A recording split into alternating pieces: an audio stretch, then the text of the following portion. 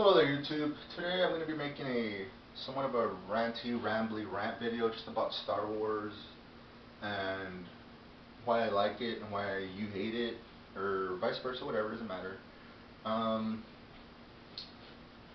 Just about the whole series as a whole. You have the original Star Wars trilogy right here. This is it's a Horcrux right here of a friend of ours. It's one of his Horcruxes is trapped in this box. Episode 3, 4, 5, 6. Well, 3 isn't a part of this, but I just threw it in here because might as whatever.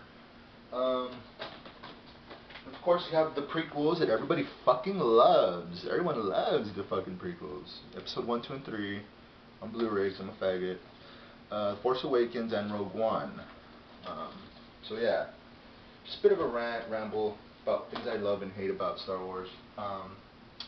What I find funny is there's so many fans that like once loved Star Wars so much and now they hate it so much, and they can't stop talking about how much they fucking hate it. Yet they're still gonna go watch Episode 8, The Last Jedi, and let the world know how much they hated that and how much of a steaming pile of dog shit that was. And they're still going to watch Episode 9 to let the people know how much of a flaming hot garbage pile of hot garbage that was, because they love to hate, essentially. I don't understand that personally. I mean, if I really loved something as a child or whatever, and it evolves into a complete pile of fucking flaming hot horse shit, then I'm just not going to invest my time in it anymore. I mean, as a kid, fucking Power Rangers, right? Power Rangers was the shit, you know. The Green Ranger was the ultimate badass, and when you went to the White Ranger, that was kind of fucking gay. That's just my opinion. Yeah, and this new Power Ranger movie came out like a year ago or whatever. Was it? Yeah, I think it was a year ago. This new Power Ranger movie came out. I don't give a fuck. I'm not gonna go watch it out of nostalgia, or when I was a kid I loved Power Rangers, but this new horse shit, oh, it's so much shit, but I'm gonna go pay and I'm gonna sit my ass in the theater so I can fucking bitch and moan about how much I hate it. If you fucking hate it at this point in time, then just walk away. No one gives a fuck. You're not a unique, individualistic snowflake. No one wants to hear about your bitching and moaning of how much you fucking hate it, how much you thought Force Awakens was a fucking abomination and all this shit. No one gives a fuck. Alright, so I'm just gonna start in order, just mixed emotions and shit about Star Wars. Start with Phantom Menace. Oh, dude, I get it. Jar Jar Binks. He's a fucking amphibious fucking ADHD fucking retard who just can't keep his fucking mouth shut when he's in the shot every fucking time. I get it. That being said, though, I would much rather have an army of Gungans going into war than an army of fucking midget, dressed in pubes, fucking midget ass fucking Ewoks. Just fuck the Ewoks, dude.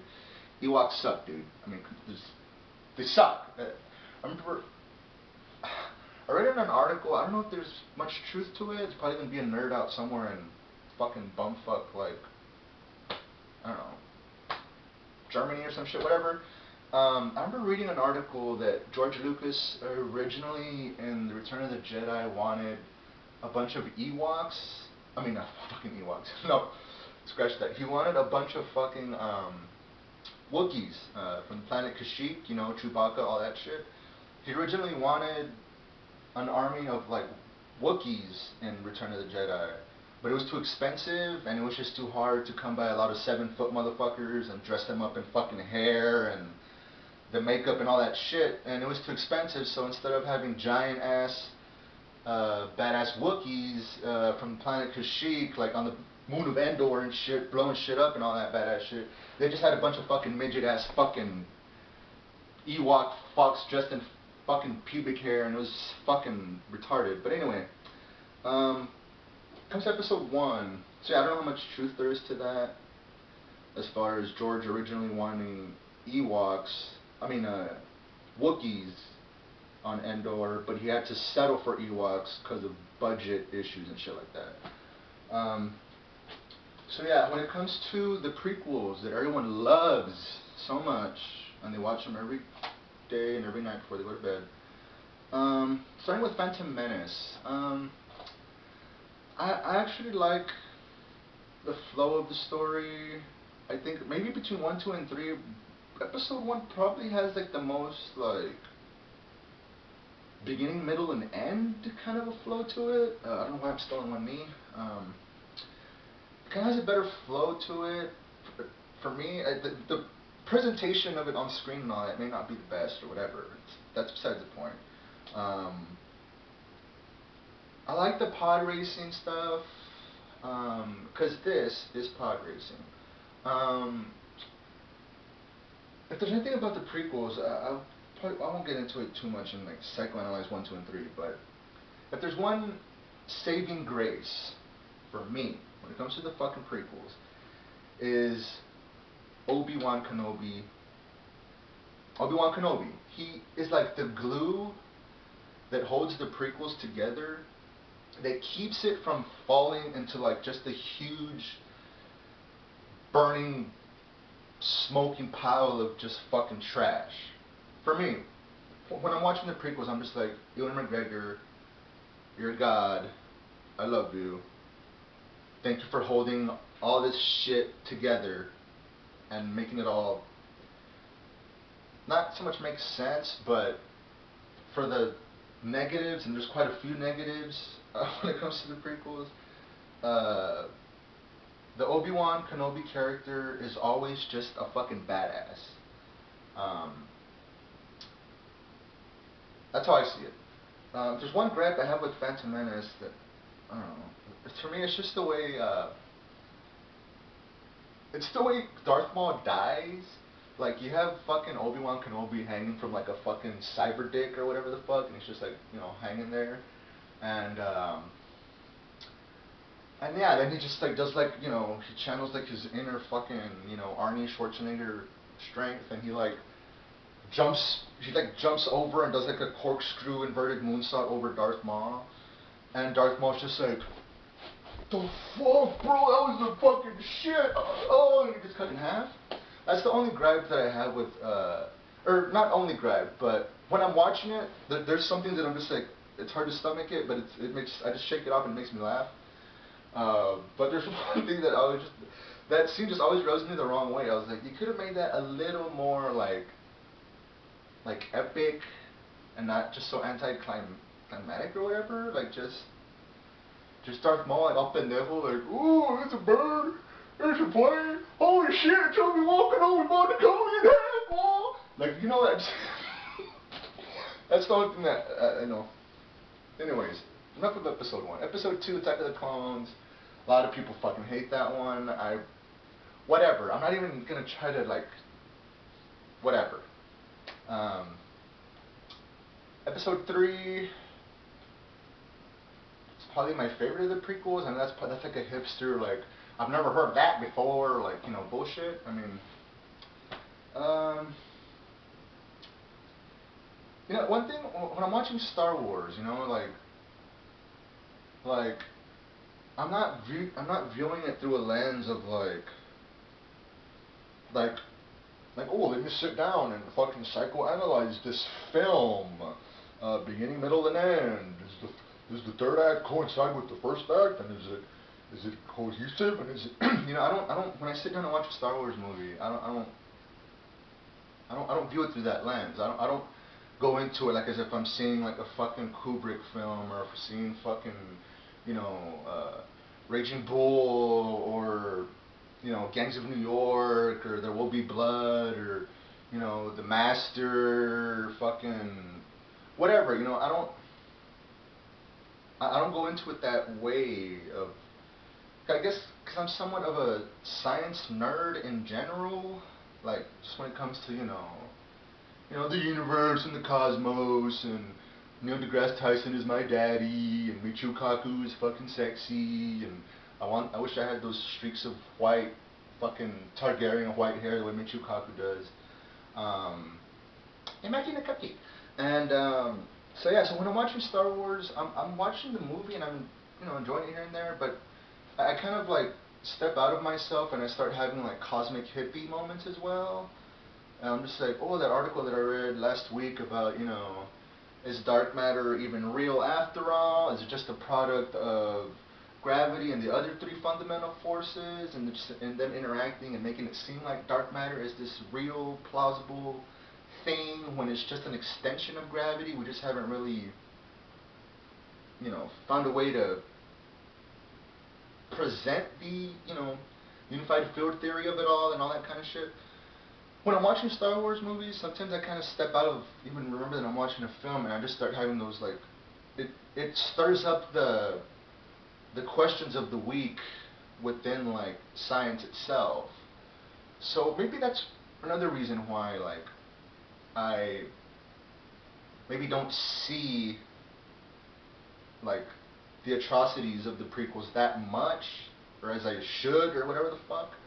That's kind of retarded, though, to say that you have to view art or a film or a song through a certain lens. If not, you're doing it wrong. I think that's fucking retarded. But you know, I've been getting more and more into Star Trek here and there. But for a while, I thought it was like, I just never really got into it. And was it my thing? But I'm not gonna spend hours and hours and hours crying about said thing when I don't really give a fuck about it. I'm not gonna lose sleep over it. So yeah. So the prequels, the originals, A New Hope. I think there's a bit of, nothing about Star Wars. Just to wrap up Episode 3. A lot of people shit on Padme and that she just like dies, and she's just like, she just has 2 kids and she's like, ah, she just dies. But even like with The New Hope, like Star Wars has always been their films or whatever, like they've never really sold death.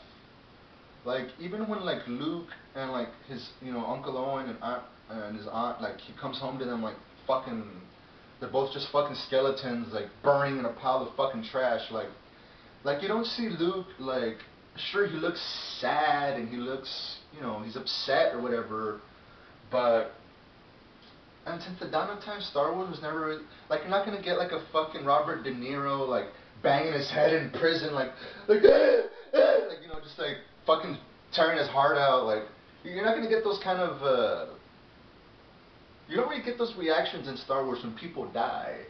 Star Wars is just kind of like, well, my aunt and uncle died, and I have no idea who the fuck my biological father is, but fuck it. What's up, Ben Kenobi? Let's get the fuck out of here. Fuck it. And Luke just gets on with his fucking life. Like he's not a bitchy, whiny but my aunt and uncle died, me. Like he just gets over it, And then a lot of deaths through Star Wars, episodes 1, 2, 3, 4, 5, 6, 7.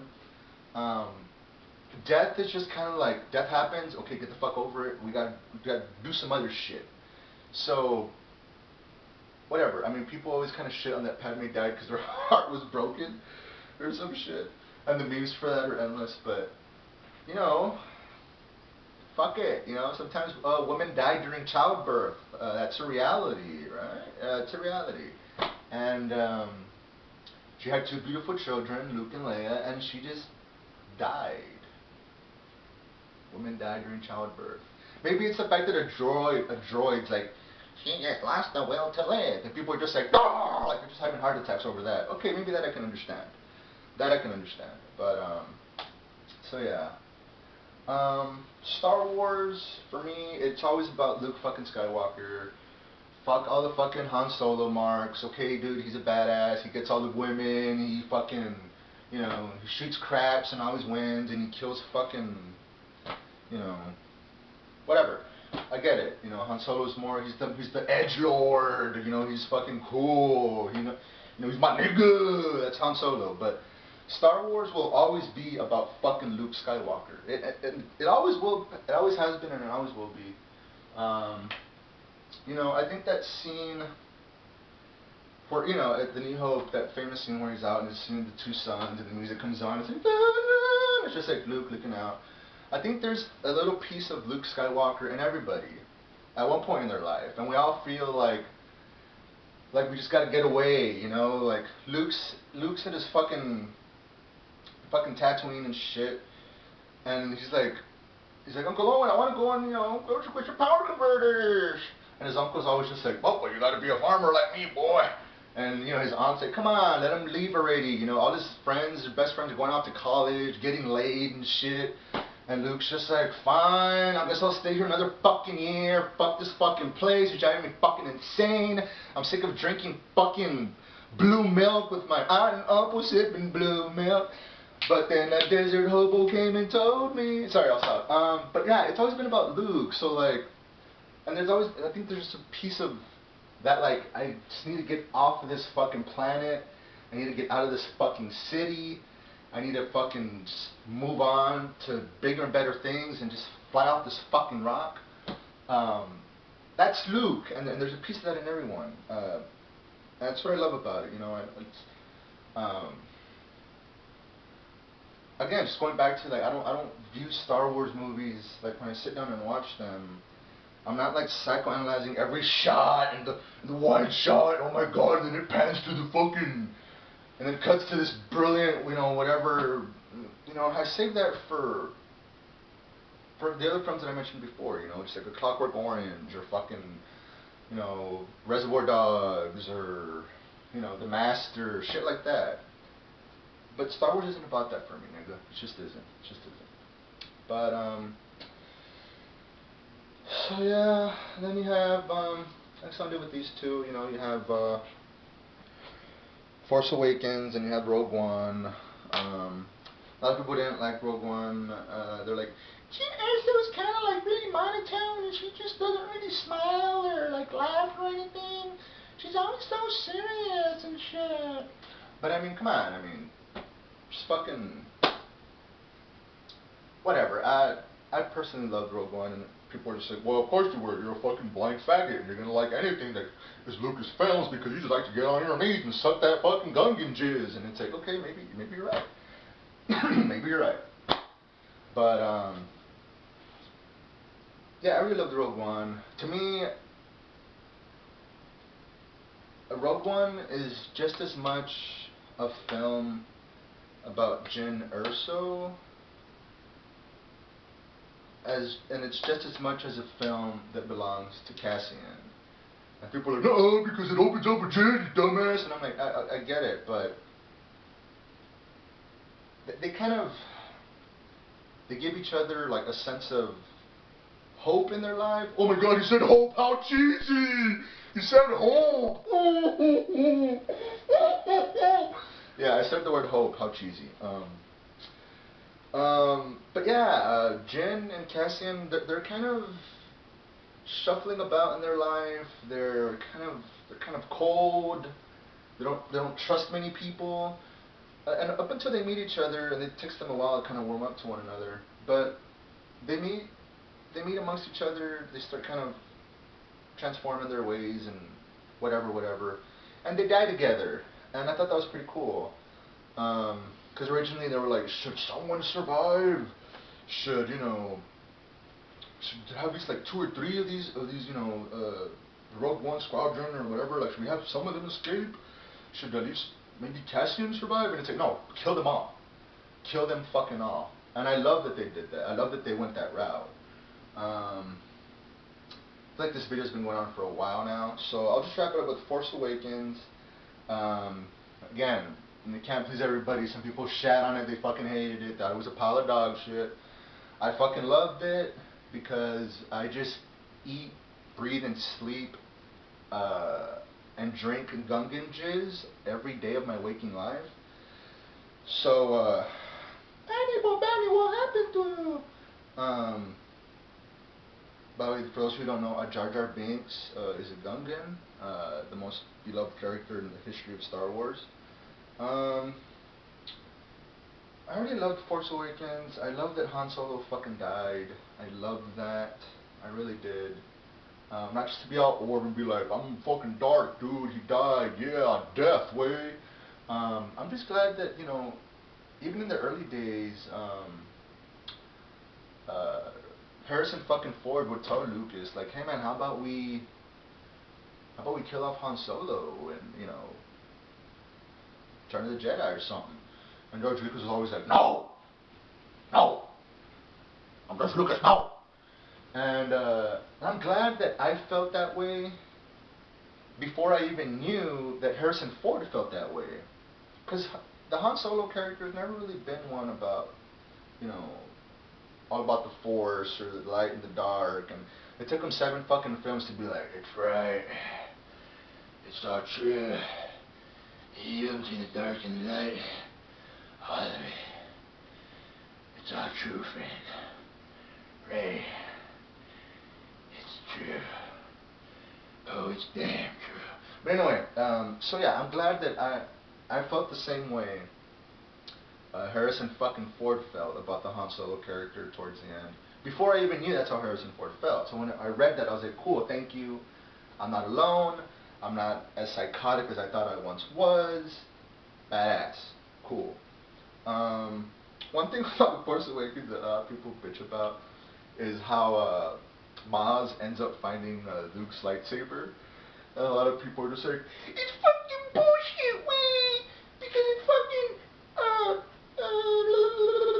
and fucking, Empire Strikes Back, dude, when fucking Luke gets his hand cut off and shit, fucking Luke was in Cloud City, okay, and Luke's lightsaber was free falling 2,864 feet in the air when his lightsaber fell, and it's just like, how the fuck is Maz gonna find the fucking lightsaber that fell 2,870 feet from the top of fucking Cloud City? That's fucking stupid. I hate Force Awakens. But you see, the thing you don't know is, Maz found Luke's lightsaber. You want to know how she found it? They're going to tell you in episode 9 how she found it. But I already know, because that's what I do. You see, when Luke got his hand cut off in Cloud City,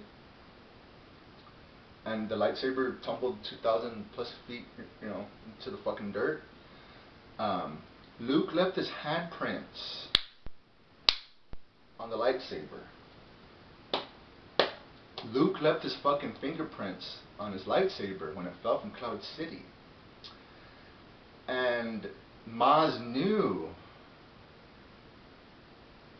that by just the DNA that was left on that lightsaber, Maz knew that Luke Skywalker had a really high midi-chlorian count. And she was therefore able to close her itty-bitty eyes behind those huge bifocals, and she was like, I'm one with the universe, I'm one with the Force is with me. And Maz just kept on saying that over and over and over and over and over. And she just kept on saying, I'm one with the Force is with me. And she knew where to find the lightsaber. You see, it's because Luke Skywalker's midi-chlorian count was so high that just by the DNA, by the deoxyribonucleic acids left on Luke's lightsaber, Maz was able to know where it was at. So she sent a couple of goons and she was like, hey motherfucker, here's the coordinates, here, Google Maps that shit, and go get Luke's lightsaber. Trust me, I know it fell 2,000 fucking feet in the air from Cloud City, but I know where it's at, motherfucker, because that's what I do. That's what I do. So there, huge spoiler alert for episode 9. That's how Maz finds the lightsaber. And yeah, it's because Luke Skywalker just had a really fucking high midi-chlorian count. That's how she found it. So yeah, I'll end it with that. If you watched the end, if you made it to the end, my only friend, the end of everything that stands, the end of everything that lies, the end of everything that, yeah. If you made it to the end of this video, thanks for checking it out. I went on for what? 24 minutes. Fuck. So yeah, if you really watched this, you need to reevaluate your station in life. But not seriousness. Thanks for watching. Yeah, and I guess that's it. To the next video. I finally have internet once again. So yeah, I finally have internet. So I'll probably be uploading more and more videos before YouTube gets bought out by Lucasfilm, and it's just a bunch of Gungans all over your screens. So, peace the fuck out, motherfucker.